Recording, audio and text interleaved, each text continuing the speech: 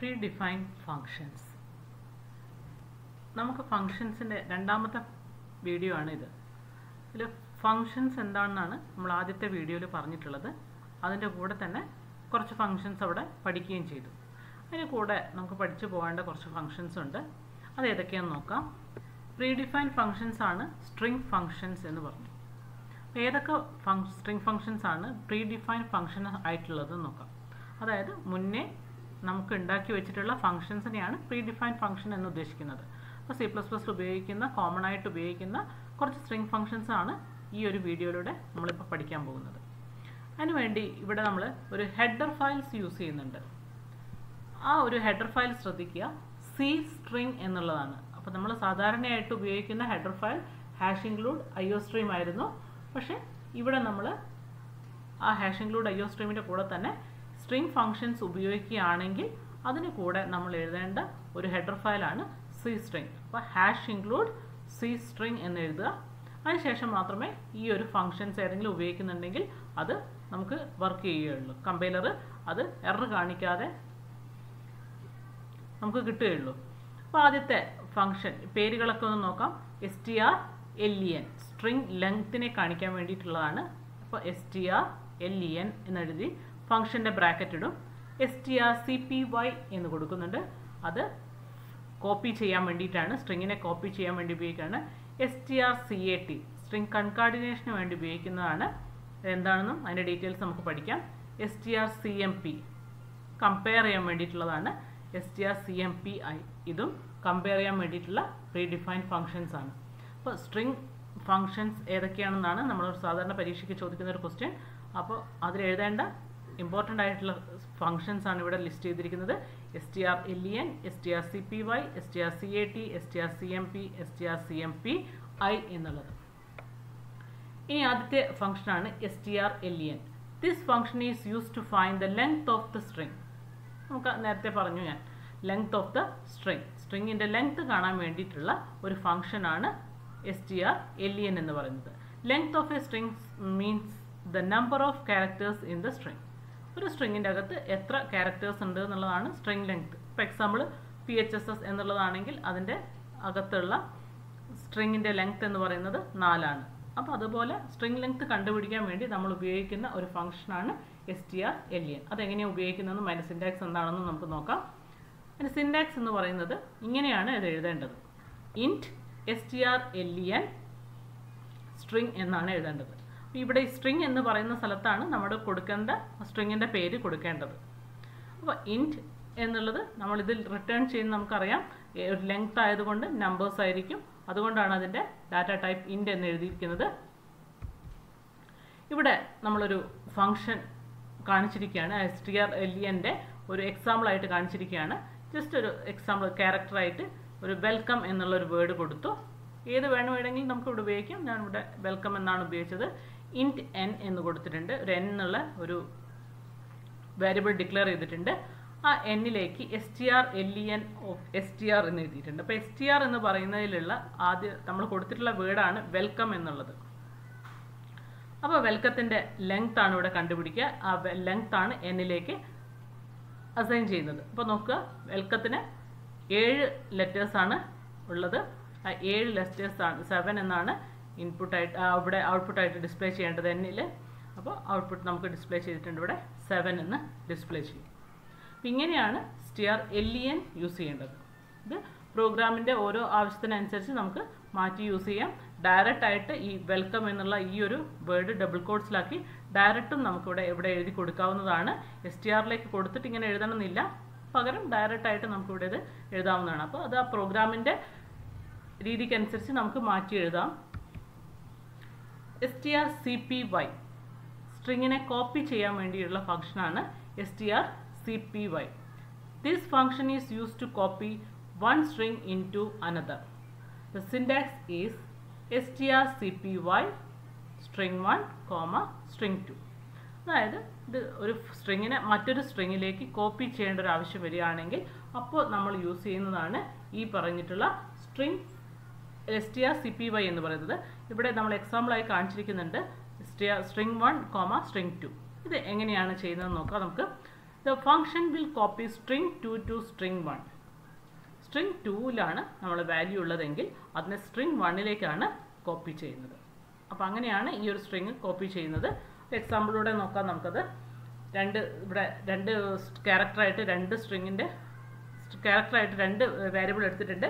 S1 എന്നുള്ളതും S2 എന്നുള്ളതും. അതിൽ S2ലാണ് ഞാൻ വെൽക്കം എന്നുള്ള നേരത്തെ അതേ സെയിം എക്സാമ്പിൾ തന്നെ എടുത്തിട്ടുള്ളത്. അപ്പോൾ strcpy എന്ന് പറയുന്ന ഫംഗ്ഷൻ ഇവിടെ എഴുതി S1, S2. അപ്പോൾ S2ലാണ് നമ്മൾ വെൽക്കം ഉള്ളത്. അപ്പോൾ ഇവിടെ എന്താ ചെയ്യുക, S2ൽ നിന്ന് S1ലേക്ക് ആ വാല്യൂ കോപ്പി ചെയ്യുന്നു. ഇവിടെ S1 ഡിസ്പ്ലേ ചെയ്തു. The string welcome contained in the string variable S1 will be displayed on the screen. S1 ആണ് നമ്മൾ ഡിസ്പ്ലേ ചെയ്യാൻ പറഞ്ഞത്. അപ്പോൾ S2ലുള്ള വാല്യൂ S1ൽ വന്നു, വെൽക്കം ഇവിടെ ഡിസ്പ്ലേ ചെയ്യും. ഇത് ഞാൻ ജസ്റ്റ് ഒരു എക്സാമ്പിളിന് വേണ്ടി പറഞ്ഞു എന്നേ ഉള്ളൂ. നമ്മുടെ പ്രോഗ്രാമിനനുസരിച്ച് സ്ട്രിങ് കോപ്പി ചെയ്യേണ്ട ആവശ്യം വരികയാണെങ്കിൽ നമുക്ക് ഈ ഒരു രീതിയിൽ സ്ട്രിങ് കോപ്പി എന്നുള്ള strcpy എന്നുള്ള ഫംഗ്ഷൻ നമുക്ക് യൂസ് ചെയ്യാം. അപ്പോൾ ഇതെല്ലാം ഏത് ഫംഗ്ഷൻ ഉപയോഗിക്കുകയാണെങ്കിലും നമ്മൾ മറന്നു പോകാതെ ഉപയോഗിക്കേണ്ടത് എൻ്റെ ഹെഡർ ഫയലാണ് cstring എന്നുള്ളത്. അടുത്ത ഫംഗ്ഷനാണ് strcat. This function is used to append one string to another string. The length of the resultant string is the total length of the two string. രണ്ട് സ്ട്രിങ്ങുകൾ തന്നിട്ടുണ്ടെങ്കിൽ ആ രണ്ട് സ്ട്രിങ്ങുകളെയും കൂടെ ഒരുമിച്ച് ചേർക്കുന്നതിനാണ് നമ്മൾ strcat ഉപയോഗിക്കുന്നത്. അപ്പോൾ എങ്ങനെയാണ് അത് ഉപയോഗിക്കുന്നത് നോക്കാം. strcat string 1, string 2 എന്നാണെങ്കിൽ string 2 is append to string 1.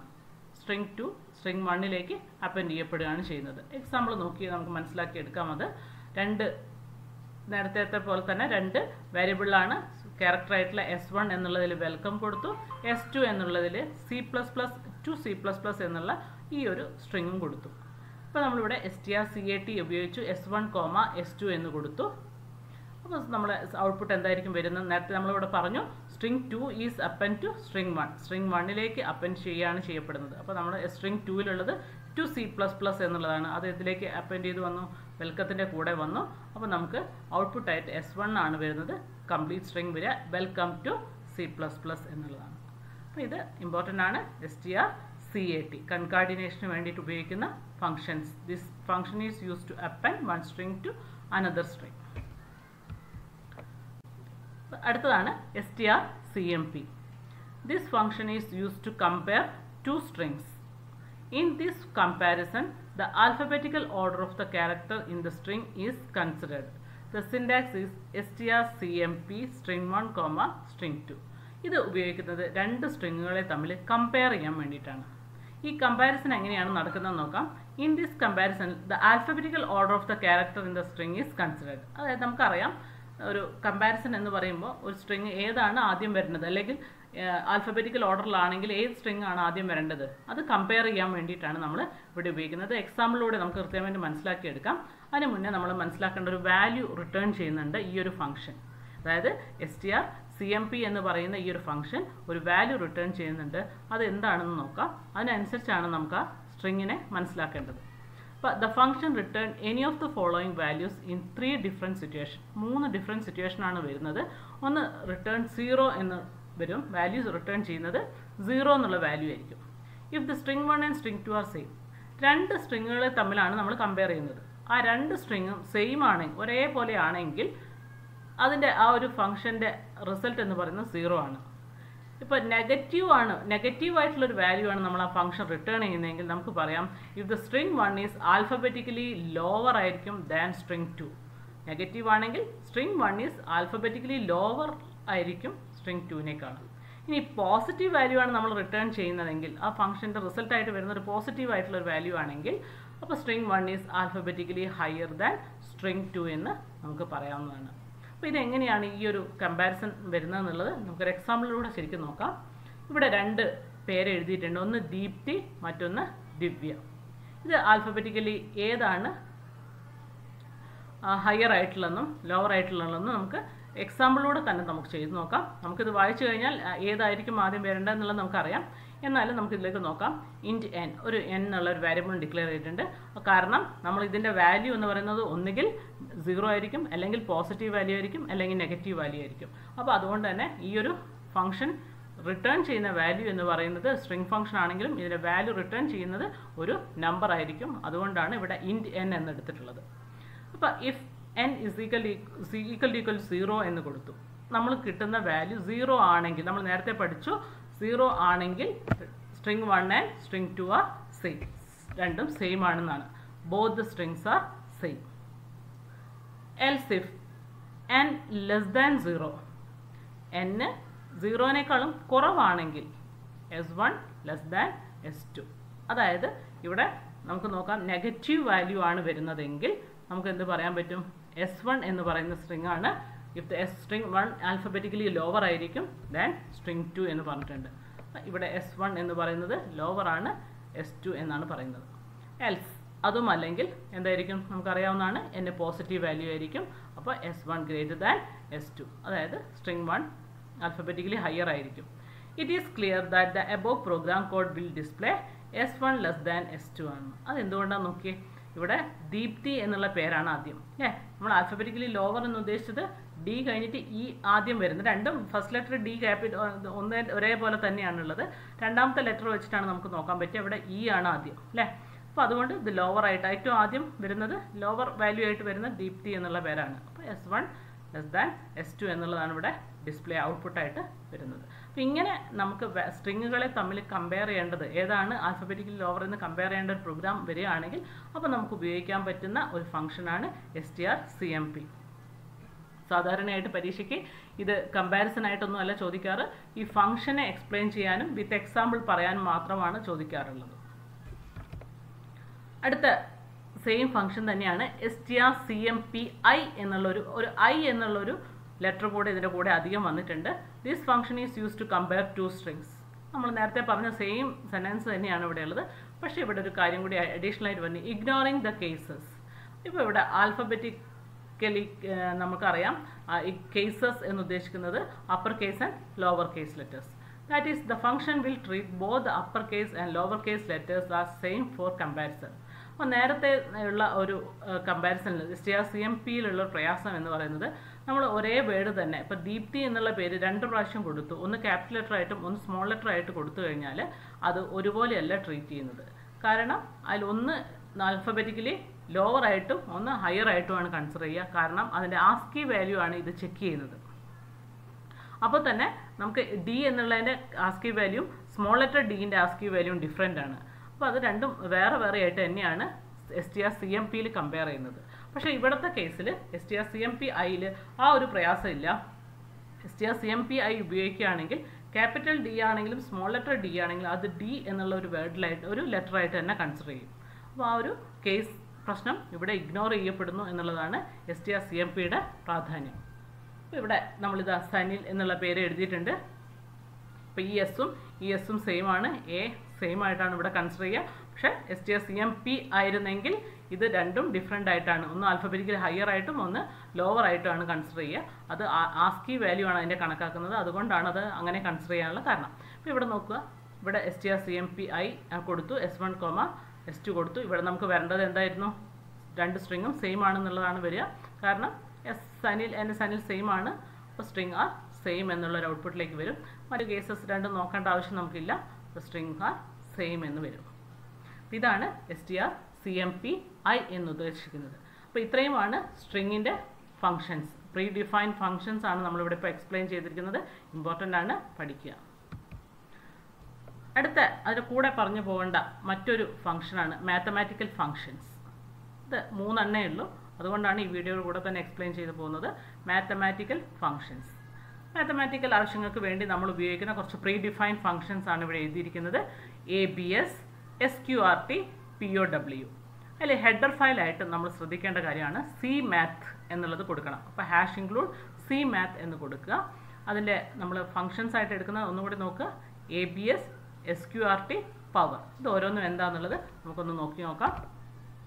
ആദ്യത്തേത് ABS. It is use to find the absolute value of an integer. ഒരു ഇൻറ്റിജറിൻ്റെ അബ്സല്യൂട്ട് വാല്യൂ കണ്ടുപിടിക്കേണ്ട ഒരു ആവശ്യം ഒരു പ്രോഗ്രാമിൽ വരികയാണെങ്കിൽ നമുക്ക് ഉപയോഗിക്കാവുന്ന ഒരു ഫംഗ്ഷനാണ് ABS എന്ന് പറയുന്നത്. It take N integer as argument and return the absolute value. ഏത് ഇൻറ്റിജറിനെയും എടുക്കും, അതിൻ്റെ അബ്സല്യൂട്ട് വാല്യൂ റിട്ടേൺ ചെയ്ത് കൊടുക്കും. അതിൻ്റെ സിൻടാക്സ് എന്ന് പറയുന്നത് ഈ ഒരു രീതിയിലാണ്. ഇൻറ്റ് ABS ഇൻറ്റ് എന്നുള്ളത് കൊടുക്കും. അപ്പോൾ ഇതെങ്ങനെയാണ് വരുന്നത് എക്സാമ്പിൾ നോക്കാം നമുക്ക്. The following examples to show the output of the function int n is equal to -25 എന്ന് എഴുതിയിട്ടുണ്ട്. ഇവിടെ -25 എന്ന് കൊടുത്തിട്ടുണ്ട്. അതിൻ്റെ അബ്സല്യൂട്ട് വാല്യൂ ആണ് നമുക്ക് കണ്ടുപിടിക്കേണ്ടത്. അപ്പോൾ നമ്മൾ ഒരു ഔട്ട്പുട്ടിനായിട്ട് ഇവിടെ കൊടുത്തിട്ടുണ്ട് സി ഔട്ട് ABS ബ്രാക്കറ്റിൽ -25 എന്നാണ് എടുക്കുക. -25ൻ്റെ അബ്സല്യൂട്ട് വാല്യൂ എന്ന് പറയുന്നത് 25 തന്നെയാണ്. അപ്പോൾ അത് ഔട്ട്പുട്ടായിട്ട് 25 ഇവിടെ ഡിസ്പ്ലേ ചെയ്യും. അപ്പോൾ ഇങ്ങനെ നമുക്ക് അബ്സല്യൂട്ട് വാല്യൂ കാണുന്നുണ്ടെങ്കിൽ അപ്പോൾ നമ്മൾ ഉപയോഗിക്കുന്ന ഒരു ഫംഗ്ഷനാണ് ABS എന്നുള്ളത്. രണ്ടാമതായിട്ട് നമ്മൾ പറഞ്ഞിട്ടുള്ള ഒരു മാത്തമാറ്റിക്കൽ ഫംഗ്ഷനാണ് SQRT. ആ പേര് തന്നെ നമുക്കത് ഐഡൻറ്റിഫൈ ചെയ്യാവുന്നതാണ്, സ്ക്വയർ റൂട്ട് കണ്ടുപിടിക്കാൻ. It is use to find the square root of a number. Important ആയിട്ടുള്ള ഒരു മാത്തമാറ്റിക്കൽ ഫംഗ്ഷനാണ് സ്ക്വയർ റൂട്ട് കണ്ടുപിടിക്കാനുള്ള SQRT. C++ൽ ഉപയോഗിക്കാറുള്ള ഒരു ഫംഗ്ഷനാണിത്. The argument to this function can be of type int, float or double. ഏത് ടൈപ്പും ആവാം. The function return the non negative square root of the argument. Square റൂട്ടാണ് ഡിസ്പ്ലേ ചെയ്യിക്കുന്നത്. നമ്മൾ ഏത് വാല്യൂ കൊടുത്താലും അതിൻ്റെ സ്ക്വയർ റൂട്ട് നമുക്ക് ഡിസ്പ്ലേ ചെയ്ത് കിട്ടും. ഇവിടെ ഔട്ട്പുട്ട് നോക്കുക. ഇൻറ്റ് n25 ആണ്. നമ്മൾ ബി എന്ന് പറയുന്ന വേരിയബിളിലേക്ക് സ്ക്വയർ റൂട്ട് ഓഫ് 25 എന്ന് കൊടുത്തു. ഔട്ട്പുട്ടായിട്ട് നമുക്ക് വരിക 5 എന്നുള്ളതാണ്.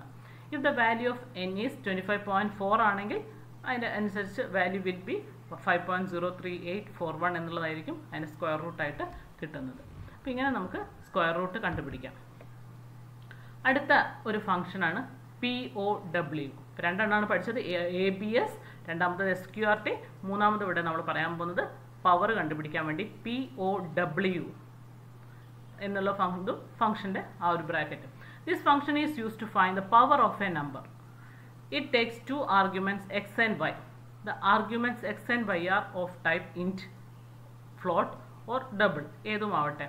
The function return the value of x raised to y. അതെങ്ങനെയാണെന്ന് നോക്കാം. പവർ കൊടുക്കുക, POW കൊടുക്കുക, രണ്ട് വാല്യൂ ഇവിടെ എക്സും ഒന്ന് വൈയും ആണെന്ന് കൺസിഡർ ചെയ്യുക. അപ്പോൾ അതിൻ്റെ value x raised to y എന്നുള്ളതാണ് ഇവിടെ ഡിസ്പ്ലേ ചെയ്യുക. അപ്പോൾ ഇതാണ് ഇവിടെ സിൻടാക്സ് കാണിച്ചിരിക്കുന്നത്, x raised to y എന്നുള്ളത്. ഇവിടെ എക്സാമ്പിൾ ഇവിടെ കാണിച്ചു, ചെറിയൊരു എക്സാമ്പിൾ കാണിച്ചിരിക്കുന്നുണ്ട്. x = 5ഉം y = 4ഉം ആണ്. അപ്പോൾ z എന്ന് പറയുന്ന ഒരു വേരിയബിളിൽ എടുത്തിട്ടുണ്ട്. അത് എല്ലാം ഇൻറ്റിജർ ആയിട്ടാണ് എടുത്തിട്ടുള്ളത്. പവർ 5,4 എന്ന് കൊടുത്തു. അപ്പോൾ നമുക്കിവിടെ കിട്ടുക 625 എന്നുള്ളതാണ്. x raised to y എന്ന് പറഞ്ഞാൽ 625 ആണ്. അപ്പോൾ ഇങ്ങനെയാണ് POW എന്നുള്ള ഫങ്ഷൻസ് ഉപയോഗിക്കുന്നത്. അപ്പോൾ രണ്ട് പ്രീ ഡിഫൈൻഡ് ഫങ്ഷൻസ് ആണ് നമ്മളിവിടെ പഠിച്ചത്. സ്ട്രിംഗ് ഫങ്ഷൻസും മാത്തമാറ്റിക്കൽ ഫങ്ഷൻസും രണ്ടും വളരെ ഇമ്പോർട്ടൻ്റ് ആണ്. ആ ഫങ്ഷൻസ് ഏതാണെന്നും അതിൻ്റെ സിൻടാക്സ് എങ്ങനെയാണെന്നും എക്സാമ്പിളിലൂടെ അതെങ്ങനെ ചെയ്യാമെന്നുള്ളതാണ് ഈ വീഡിയോയിലൂടെ നമ്മളിപ്പോൾ പഠിച്ചിട്ടുള്ളത്. Thank you.